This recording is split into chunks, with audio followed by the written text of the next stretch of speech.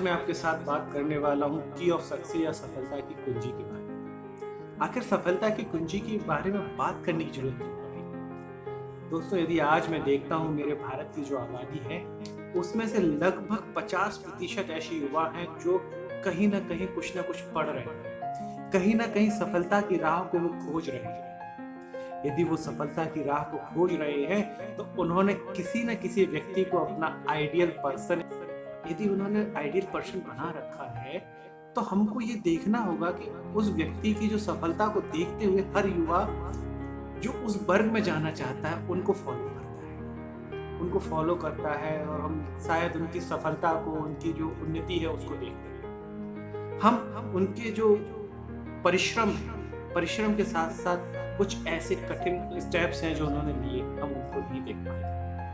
इन steps में जब चलते हैं, जैसे सफर में वो थे तो उस सफर में कितनी बार उन्होंने ठोकर खाई, कितने पत्थर उनके पैर में लगे, कितनी बार छाले उनके पैर में पड़े, कितनी बार कांटे उनको चुभे, मुझे भूल जाते। क्योंकि एक दिन आदमी की सफलता ही उसके लिए सब कुछ होती है। वो इस सोच के साथ आगे बढ़ रहे होते, लगातार बढ़ते जाते हैं। किंतु आज जब मैं देखता हूँ कि मेरे भारत के युवा हैं जो बहुत सारे ऐसे गोल सेट कर लेते हैं, गोल सेट करने के बाद उसके लिए प्रयासरत रहते हैं, अपने आइडियल पर्सन को फॉलो भी कर रहे होते हैं, किंतु उन्हें वो सफलता नहीं मिलती है तो वो अपना गोल या आइडियल पर्सन चेंज करते हैं।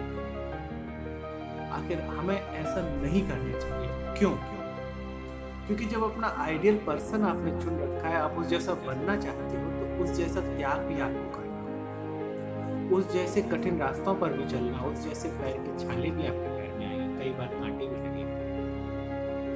जब उस व्यक्ति से हुआ है जो आपसे कुछ समय पहले पैदा हुआ है और वो भी उसी धरती का है, उसी धरती के होने के साथ साथ अनाज खा के बना हुआ है, जो अनाज आप और मैं खाते हैं। यदि उस व्यक्ति ने सफलता के स्वाद को चखा हुआ है तो आप भी उस सफलता के स्वाद को चख सकते हैं, बशर्ते हमें त्याग करना होगा।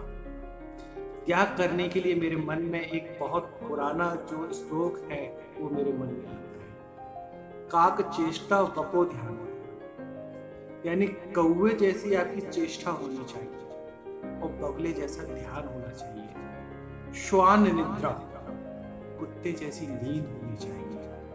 इस तरह से कुछ अपने मन में हम अपने यदि विचारों को लेकर आते हैं तो हम आगे चलकर सफल हो पाएंगे।